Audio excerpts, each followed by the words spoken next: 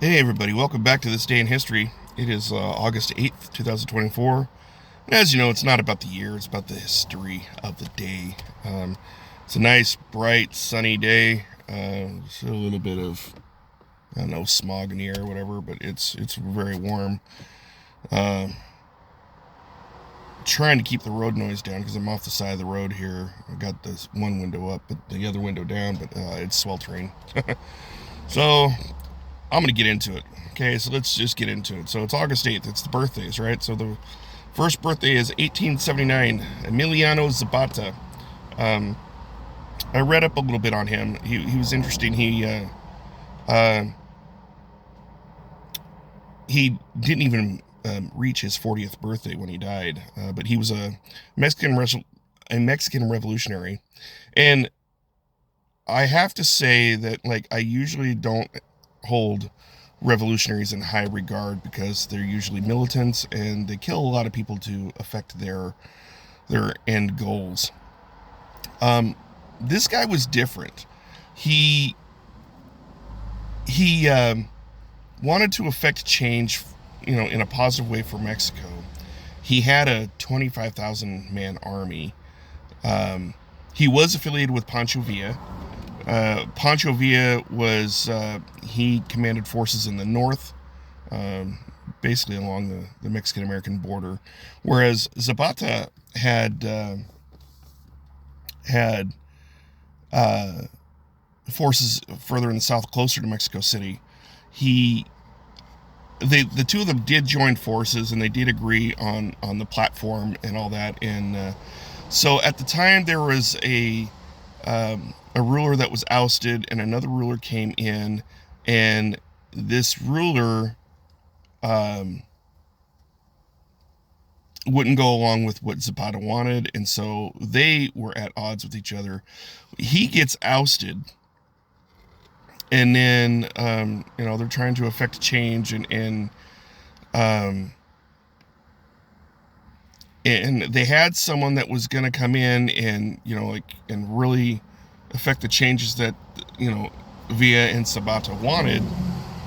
Then that other guy comes back, knocks the other guy off, and then um, he holds this big like convention, and in the process didn't invite Villa, didn't invite Zapata, and got himself essentially established or installed as the new Mexican leader.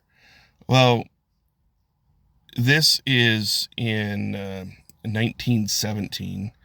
So while the people that are wanting the positive change for Mexico, mind you, Zapata's people were a lot like Rommel's people, right? No war crimes, right? When they invaded Mexico City, when Zapata's forces invaded Mexico City, they went door to door. They asked, they didn't take, they asked for food, they asked for drink, they asked for hospitality. They never imposed it. They didn't rape the women like a lot of invading armies do. They didn't disrespect anybody, but they humbly asked for hospitality, and I could get behind that. You know, I like Zapata. I like Villa. Um, he was vilified. They were both vilified because remember I just said that guy that got put in place. He reached out to the Wilson administration. Now Zapata had asked for an audience with the Wilson administration too, but they rebuffed him because they'd already put their lot behind this other guy, and so you know it's kind of reminiscent of what happened in the 80s in El Salvador. If you know anything about what happened in El Salvador, there was a bunch of American nuns that were murdered, and the El Salvadoran government had said that it was the rebels that did it. And then come to find out, you know, and they asked the U.S. to come send some troops down and help them squash the rebels, and the U.S. almost did it. Had it not been for the fact that, and I know this because uh, one of the witnesses there, who was one of the rebels, he saw what happened. He when he got shot up in a battle. They made it through Mexico. They jumped the border. They got here to the United States, and then they got caught by ICE, immigration. And he says, I got a story to tell you. And so they gave him asylum. And basically, he basically went to the United States government and said, look, I was there. I saw what happened. It was the government soldiers that killed these nuns. And then they blamed it on us so that they could get you to come down and help us, get rid of their problem. I always say the more things change, the more they stay the same, right? Same thing happened in 1917. You had an evil regime who went to the United States and said, we need help. We're the good guys, they're the bad guys, they're doing all of this and that. There were some border skirmishes, and some Americans got killed, and that was blamed on Pancho Villa. And that's where the impetus of Blackjack Pershing was ordered to go take out Pancho Villa, because he knew him. He and Patton, they actually knew Pancho Villa personally. I mean, they dined together. They were friends. So they sent them after Pancho Villa, and they cornered him, and then of course the Mexican army, they did him in, just like they did with Zapata. I mean, they kind of cornered him and they shot him dead. So this is like 6 minutes of one guy, but I mean, like, I thought he was pretty important because he was a revolutionary that did it the right way, right? He wasn't out to hurt people. He was out to effectively make change for the people, and he was truly fighting for the people. And it's like, you win hearts and minds when you're trying to fight for a just cause, right? You don't alienate the people that you're trying to support. And Zapata didn't do that. He did it the right way. And so, like, I have to give credit where credit is due and give honor and respect to that man. So I do. The next birthday is 1901. We have Ernest Orlando Lawrence. He was the winner of a 1939 Nobel Prize in physics, and it was for his invention of the cyclotron. It was the first particle accelerator to achieve high energies. He was born in Canton, South Dakota. The next birthday is, I have to laugh because I just want to say Pam, but it's P.A.M., initials P.A.M. Dirac. Was an English physicist, was born on this day in 1902. 1907, Benny Carter was an African-American jazz musician. I mean, the guy played alto sax, played trumpet, played clarinet. He was a composer, he was an arranger, he was a band leader. He was born in New York City. 1921, Esther Williams was an American swimmer and actress. 1937, I didn't realize he was born without saying... I didn't realize he was that old. But I love the man's work. I love Dustin Hoffman. I love the movies that Dustin Hoffman has been in. He's a terrific American actor. But he was born in 1937, and I didn't know that. I mean, I figured he was, probably like my mom's age, born in the 50s. But he was in a movie, All the President's Men, I believe that was, with Robert Redford. It was about the Watergate incident, and we'll talk about that a little bit later. He was in Little Big Man, which was a great movie. He was in Rain Man, which is another amazing movie. Dustin Hoffman has had a storied career, and he's just had an amazing career. And I've loved every movie that he's been in. He was even in Dick Tracy, where he played Mumbles. That wasn't such a great movie, but I mean, Hoffman is he's right up there with De Niro for me. I don't know what Hoffman's politics are like. Doesn't matter. I don't care about their politics. If they just keep it to themselves, it's great. But they're entitled to their opinion too, and I'm entitled to the right to not listen to them. So I mean, we just go from there. But I love Dustin Hoffman, and happy birthday, Dustin Hoffman. Jimmy Wales is an American entrepreneur. He was born in 1966. Roger Federer, Swiss tennis player. We talked about him recently because he won a few Wimbledons, I believe. He was born in 1981. And so that's it for the birthdays. So let's get into the history, because we've got some interesting history on this day. 1588, the English fleet won a decisive battle over the Spanish Armada off the coast of Gravelines, which was, it's northern France. Interesting thing about this is, like, at the time, the Spanish had the finest armada in the world. I mean, like, they had the world class navy, like, that could never be defeated. And, like, if you went up against the Spanish fleet, you know, you dread losing, because you were going to lose probably. And England sets itself as, now it's the new dominant naval fleet in the world, because they just took the Spanish to task and beat them soundly. In 1846, the Wilmot Proviso was proposed.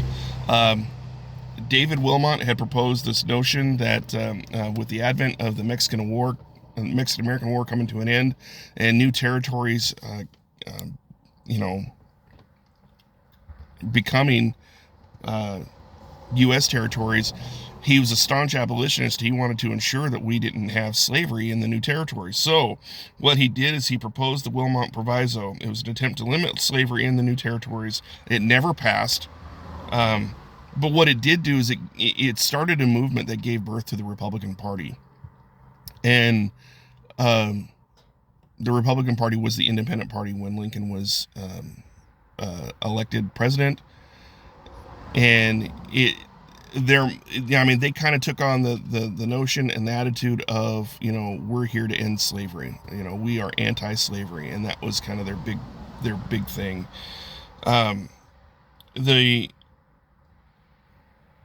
It did lead to some legislation that I believe it was 1850, that, law was set so that, like, when states did come into the Union, they had to come in two at a time. One was pro-slavery, one was anti-slavery, and they still did that even after the 13th Amendment ended slavery.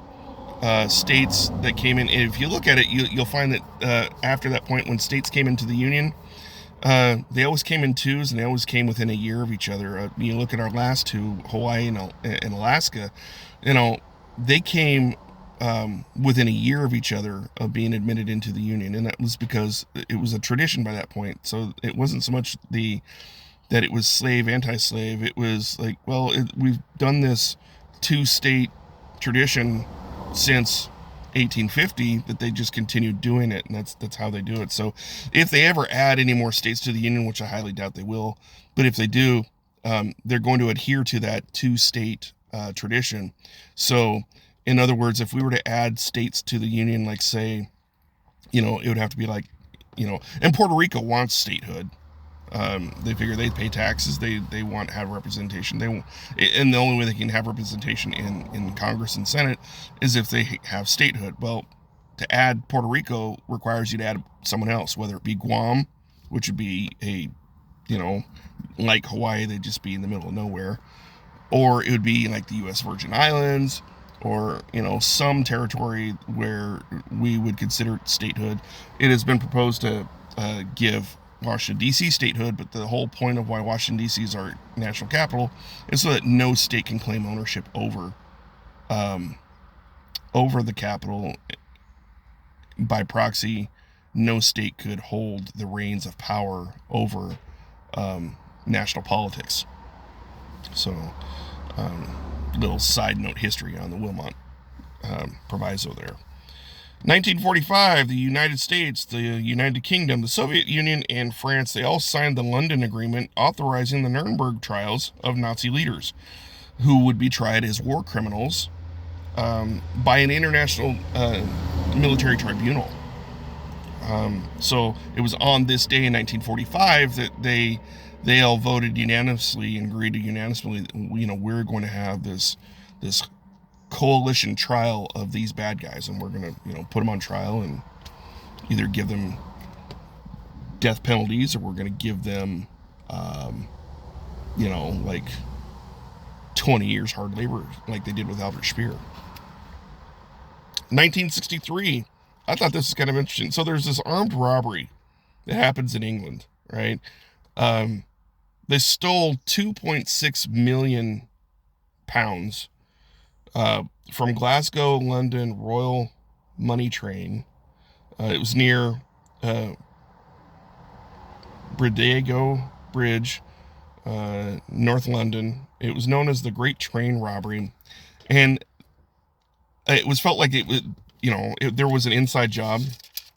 They did catch the guy, and I don't know if they ever caught any of his accomplices, but they did feel it was an inside job. And the thing about it is, like, it was old money. It was older currency that was probably going to be, destroyed in favor of the newer currency that was coming out. But I mean, like, so they basically rip off a bunch of old bills that are still legal tender, and tried to make off like bandits.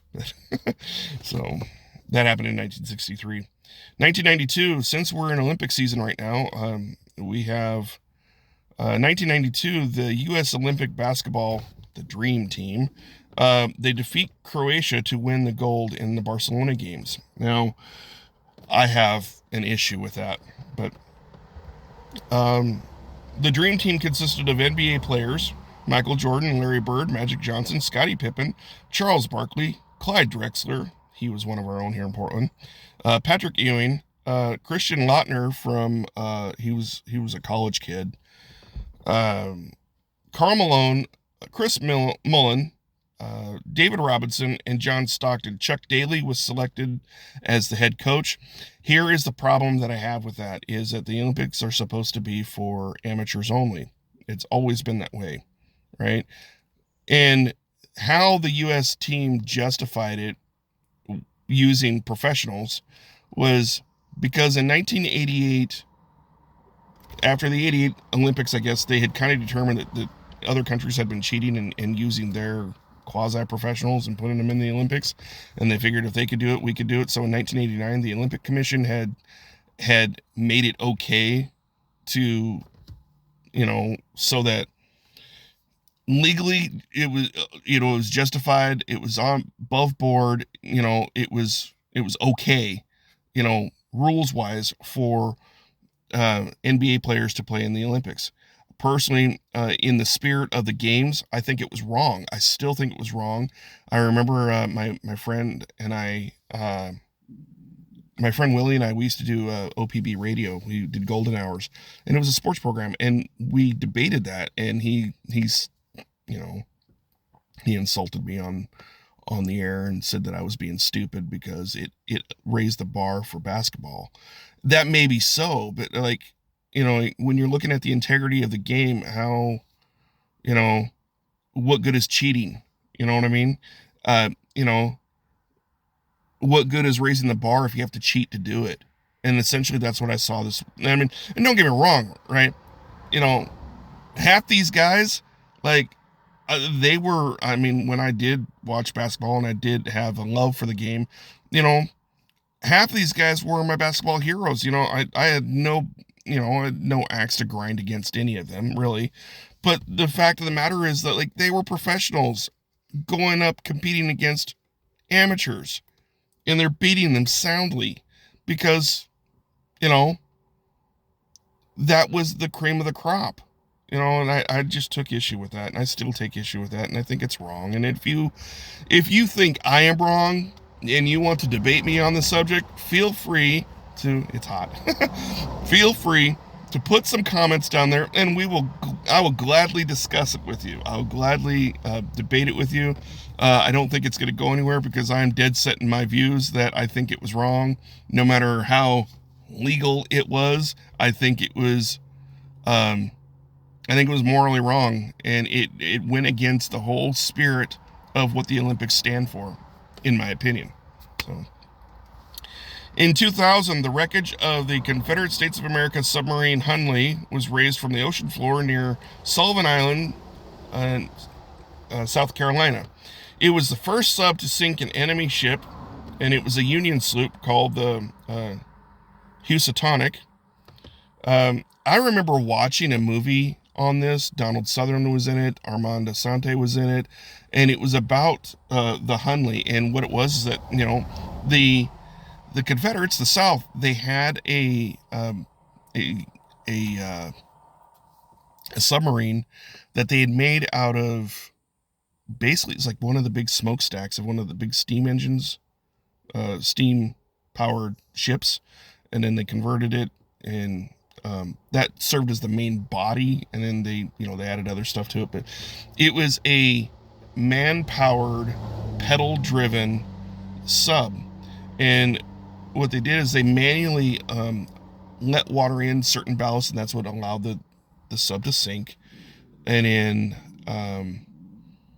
they did something. The engineering of it is like over my head, but it, the technology is still used today in the bow planes and all that, and how they take in enough water to sink the sub. They exhaust all that water to raise the ship back up to surface again.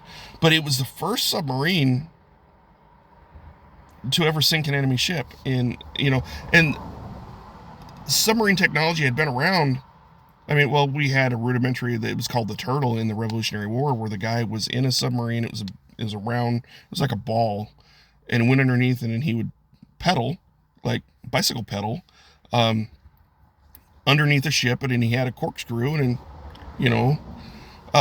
he managed to do it a couple times before he got caught underneath the ship that was sinking, and he drowned himself.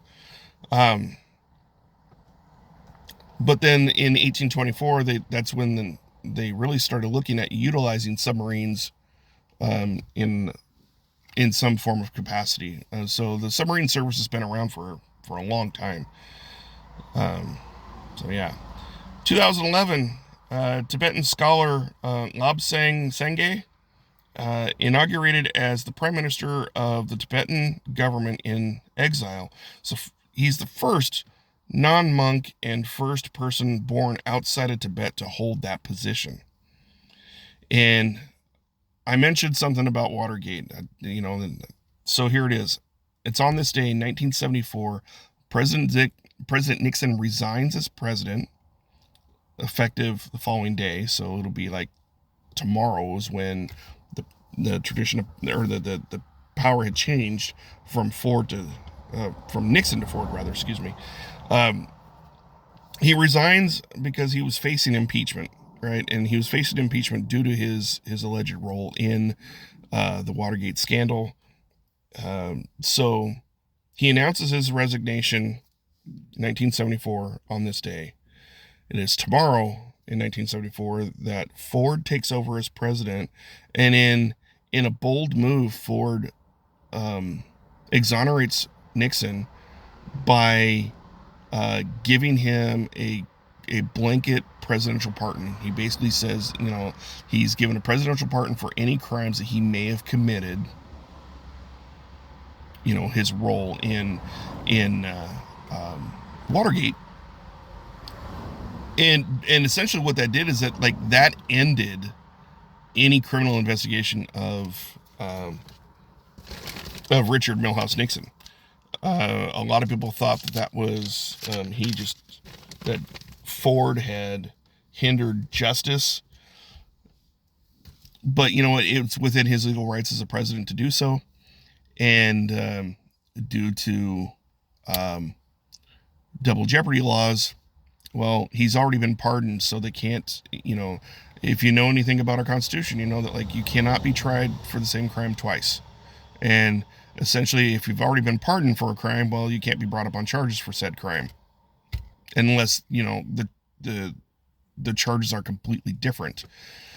So, but it would bite Ford in the ass, because what he did is that he served out Nixon's second term. He ran for the presidency legitimately, and he lost to Carter. People didn't forget the fact that he had exonerated Tricky Dicky, and for that he lost his bid for the White House, and he was kind of he faded into obscurity. Nobody wanted him around politics after that. So was it a plan that they had concocted together? Probably. Who knows? Both are dead now, so it's not like we really are ever going to know whether it was a harebrained scheme that Tricky Dicky had come up with. It's hey, I'll resign, you pardon me, and this thing goes away. And that's it. So That concludes this day in history. Go enjoy your day. I'm going to go eat, and then I'm going to go to work. I'm not going to the gym because I'm not really feeling all that good. My lower back is killing me. My arthritis is getting worse. I'm hating my job, but I need to stay positive. I need to stay focused. I need to, try to embrace the positive things in life and the good things in life. So I'm going to go roll my window down now because it's sweltering hot, get me something to eat, and go to work. So be blessed. Take care. Go enjoy the day if you can. And we will do this again tomorrow for August 9th. All right? See you. Bye.